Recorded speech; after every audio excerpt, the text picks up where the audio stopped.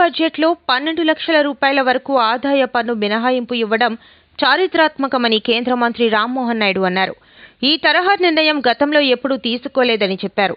దీంతో మధ్యతరగతి మరింత ప్రయోజనం కలుగుతుందన్నారు. ఈ నిర్ణయం పార్టీలకు అతీతంగా ప్రతి ఒక్కరూ హర్షించాల్సిన విషయమన్నారు. బడ్జెట్పై ఏపీకి చెందిన కూటమి ఎంపీలు నిర్వహించిన మీడియా సమావేశంలో రామ్మోహన్ నాయుడు మాట్లాడారు. సంబంధించి మన ముఖ్యమంత్రి వర్యులు చంద్రబాబు నాయుడు గారి తాలూకా ప్రభావం కూడా ఈ బడ్జెట్ మీద ఉందని స్పష్టంగా మనం అందరం తెలియజేసుకోవచ్చు. గత 7 నెలలుగా కేంద్ర ప్రభుత్వంతో సంప్రదింపులు చేసి రాష్ట్రానికి ఉన్నటువంటి సమస్యలన్నీ కూడా తెలియజేసి ఎన్డీఏ ప్రభుత్వం రాష్ట్రంలో కేంద్రంలో ఒక డబుల్ ఇంజిన్ సర్కార్ మోడ్లో ముందుకు నడిస్తే దాని ఫలితాలు ఏ రకంగా ఉంటాయనేది అనేక సందర్భాల్లో 7 నెలల్లో చూపించడం జరిగింది. దానికి ఇంకా ముందుకు నడిపిస్తూ మిగిలినటువంటి కూడా రాష్ట్రానికి సంబంధించినటువంటి సమస్యలు ఏవైతే ఉన్నాయో దానికి ఒక పరిష్కారం ఈ కేంద్ర బడ్జెట్ ద్వారా ఇచ్చే విధంగా కొన్ని కార్యక్రమాలు కూడా పెట్టడం చాలా ఆనందదాయకమని కూడా ఈ సందర్భంగా తెలియజేస్తున్నాను. ముఖ్యంగా జల్ జీవన్ మిషన్ లాంటిది దేశంలో ప్రతి ఇంటికి కూడా కుళాయి ఇవ్వాలనేది ప్రధానమంత్రి నరేంద్ర మోదీ గారి తాలూకా కళ.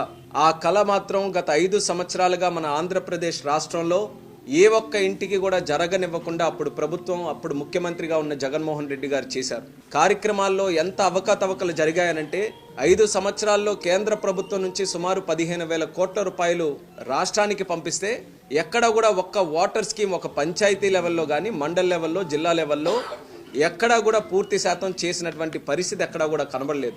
మళ్ళీ తిరిగి మన ప్రభుత్వం వచ్చిన తర్వాత మళ్ళీ దాని తాలూకా లెక్క వేస్తే ఈరోజు సుమారు దానికి డబుల్ ఇంకా వర్క్ మిగిలినటువంటి విధంగా ఈరోజు దాని తాలూకా ఎస్టిమేట్స్ అన్నీ కూడా ఉన్నాయి. బడ్జెట్లో కూడా స్పష్టంగా చెప్పడం జరిగింది 2028 వరకు ఈ యొక్క జల్ జీవన్ మిషన్ కూడా ఎక్స్టెండ్ చేస్తామని. దాని తాలూకా బెనిఫిట్ మన ఆంధ్రప్రదేశ్ రాష్ట్రానికే దక్కబోతుందని తెలియజేస్తున్నాను. మ్యానుఫ్యాక్చరింగ్ సెక్టర్కి ఎంఎస్ఎంఈస్కి ఏదైతే మనం గట్టిగా పుష్ ఇస్తున్నామో దానికి ఈరోజు కేంద్ర ప్రభుత్వం కూడా బడ్జెట్ ద్వారా అనేకమైనటువంటి కార్యక్రమాలు మ్యానుఫ్యాక్చరింగ్ సెక్టర్ని ఇంకా ప్రోత్సహిస్తూ కార్యక్రమాలు పెట్టడం జరిగింది. దాని తాలూకా బెనిఫిట్ కూడా మన ఆంధ్రప్రదేశ్ రాష్ట్రానికే రాబోతుంది. అందులో ముఖ్యంగా చంద్రబాబు నాయుడు గారి తాలూకా కళ ప్రతి ఇంటికి కూడా ఒక ఆంట్రప్రెన్యూర్ని తయారు చేయాలనంటే స్టార్టప్కైనా ఆంట్రప్రెన్యూర్షిప్కైనా వాళ్ళు చేసేటటువంటి సెల్ఫ్ సఫిషియెంట్కి ఏదైనా ఒక కార్యక్రమం చేసినా దానికి నిధి ఉండాలి. అటువంటి నిధి ఈరోజు కేంద్ర ప్రభుత్వం ఏర్పాటు చేసింది. దాన్ని ఖచ్చితంగా ఆంధ్రప్రదేశ్ రాష్ట్రం పెద్ద ఎత్తున వినియోగించుకోబోతుందని కూడా ఈ సందర్భంగా తెలియజేసుకుంటున్నాం. ఈ బడ్జెట్లో ప్రత్యేకంగా ఉడాన్ స్కీమ్ గురించి కూడా ప్రస్తావిస్తూ మరొక 10 సంవత్సరాలు ఉడాన్ స్కీమ్ని ఎక్స్టెండ్ చేస్తూ 120 కొత్త డెస్టినేషన్ని కనెక్ట్ చేస్తామని నిర్మలా సీతారామన్ గారు కూడా చెప్పారు. దానికి కూడా ప్రత్యేకమైనటువంటి ధన్యవాదాలు తెలియజేసుకుంటున్నాను. 120 కొత్త డెస్టినేషన్లు కనెక్ట్ చేయడం, ఈ వచ్చే 10 సంవత్సరాల్లో సుమారు 4 కోట్ల మందికి ఈ ఉడాన్ స్కీమ్ ద్వారా యాత్ర చేయించడం, ఇది ఒక విజన్గా పెట్టుకొని ఈ స్కీమ్ని కూడా తయారు చేయడం జరిగింది. దానికి సంపూర్ణమైనటువంటి మద్దతు ఈరోజు బడ్జెట్ ద్వారా రావడం అనేది చాలా ఆనందం అని కూడా ఈ సందర్భంగా తెలియజేసుకుంటున్నాను. ఎయిర్ కార్గో గురించి కూడా ప్రస్తావించారు బడ్జెట్లో. ఎయిర్ కార్గోని ఇంకా ఫుల్ ఫ్లెడ్జ్డ్గా మనం వినియోగించుకోలేకపోతున్నాం దేశంలో. దానికి సంబంధించినటువంటి వేర్ హౌసెస్ కానీ, దానికి ప్రాసెసెస్ స్ట్రీమ్లైన్ చేయడం కానీ, పెరిషబుల్ గుడ్స్ అలాగే హార్టికల్చర్ గుడ్స్ ఇది మనం లోకల్ టు గ్లోబల్ కనెక్ట్ చేయడానికి ఎయిర్ కార్గో సర్వీసెస్ ఇంకా బెటర్గా ఎలా యూటిలైజ్ చేయాలన్నది దానికి కూడా ప్రణాళిక వేస్తామని ఈ బడ్జెట్ ద్వారా మంత్రి గారు చెప్పడం జరిగింది. ఎయిర్ కార్గో సర్వీసెస్ భవిష్యత్తులో ఇంకా డెవలప్ చేయడానికి మా వంతుగా పూర్తి శాతం కృషి చేస్తాం. అందులో ఆంధ్రప్రదేశ్ను కూడా ఒక లాజిస్టిక్స్ హబ్గా తయారు చేయాలన్నది ముఖ్యమంత్రి చంద్రబాబు నాయుడు గారి తాలూకు ఆలోచన. అందుకని ఇప్పుడున్న 7 ఎయిర్పోర్ట్ని మరొక 7తో 14 ఎయిర్పోర్ట్లు ఆంధ్రప్రదేశ్ రాష్ట్రంలో చేయాలని, అలాగే మనకున్నటువంటి పోర్ట్లు సుమారు 10 నుంచి 12 పోర్ట్లు మనకున్నటువంటి తీర ప్రాంతాన్ని యూటిలైజ్ చేసుకొని పోర్ట్లు తయారు చేయాలని, హైవే నెట్వర్క్ని బ్రహ్మాండంగా డెవలప్ చేయాలని, రైల్వేస్ని కూడా ఆధునీకరణ చేయాలని, ఇలా అన్ని సెక్టర్స్ని కూడా లాజిస్టికల్గా మనం క్యాప్చర్ చేసుకొని ఆంధ్రప్రదేశ్ని ఒక లాజిస్టిక్స్ హబ్గా క్రియేట్ చేయాలి. అందులో ఎయిర్ ట్రావెల్కి సంబంధించి, ఎయిర్ కార్గోకి సంబంధించి మా మినిస్ట్రీ తరఫున మరి పూర్తి సహకారం అందిస్తూ ఆంధ్రప్రదేశ్ రాష్ట్రాన్ని లాజిస్టిక్స్ హబ్గా కూడా భవిష్యత్తులో డెవలప్ చేస్తాం.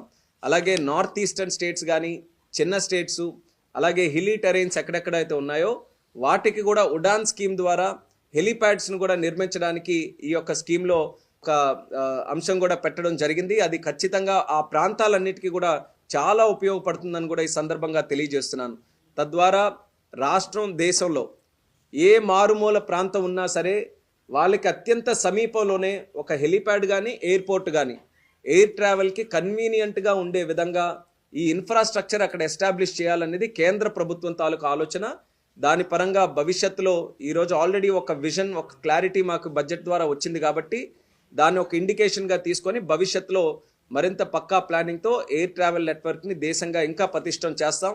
ఈరోజు 3rd లార్జెస్ట్ డొమెస్టిక్ మార్కెట్గా ప్రపంచంలో ఉంది. అది నెంబర్ 1గా తయారు చేయాలనేది ప్రధానమంత్రి గారి తాలూకు ఆలోచన.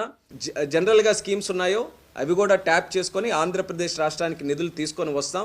బడ్జెట్లో ప్రస్తావించకపోయినా ఇంకా మిగిలినటువంటి సమస్యలు ఏవైనా ఉంటే అది కూడా రానున్న కాలంలో ప్రధానమంత్రి గారితో కానీ కేంద్ర ప్రభుత్వంతో కానీ మన తాలూకా సమస్యలన్నీ కూడా తెలియజేసి మిగిలిన సమస్యలు కూడా పరిష్కరించుకునేటటువంటి కార్యక్రమాలు భవిష్యత్తులో కూడా కొనసాగిస్తామని కూడా ఈ సందర్భంగా తెలియజేసుకుంటున్నాం. 12 లక్షల వరకు కూడా ఆ ఇన్కమ్ స్లాబ్ వరకు 0 ఇన్కమ్ ట్యాక్స్గా ఒక చరిత్రాత్మకమైనటువంటి నిర్ణయం ఈరోజు తీసుకోవడం అనేది దేశంలో ఉన్నటువంటి మధ్యతరగతి ప్రజలందరూ కూడా ఈరోజు హర్షిస్తున్నారు.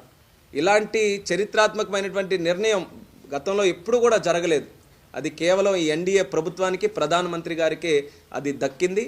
ఈరోజు చూసుకుంటే వికసిత్ భారత్ 2047 అనేటువంటి లక్ష్యం ఏదైతే ఉందో దానికి ఫౌండేషన్ మన మిడిల్ క్లాస్ వేస్తుంది, మధ్యతరగతి వర్గమే. ఎలాంటి సెక్టర్, ఏ రంగం తీసుకున్నా సరే దానికి పునాది వాళ్ళే వేస్తున్నారు. అటువంటి వర్గానికి ఈరోజు ఊతమిస్తూ వాళ్ళని ప్రోత్సహిస్తూ వాళ్ళ ఆర్థికంగా కూడా వాళ్ళకి ఒక ఫౌండేషన్ ఇవ్వడానికి ఈరోజు ఏదైతే కార్యక్రమం జరిగిందో అది నిజంగా ప్రతి ఒక్కరు కూడా అందరూ కూడా హర్షించాల్సినటువంటి విషయం. అలాంటి నిర్ణయం తీసుకున్నందుకు మరొకసారి ప్రధానమంత్రి గారికి అలాగే ఆర్థిక మంత్రి గారికి ప్రత్యేకమైనటువంటి ధన్యవాదాలు ఈ సందర్భంగా కూడా తెలియజేసుకుంటున్నాం.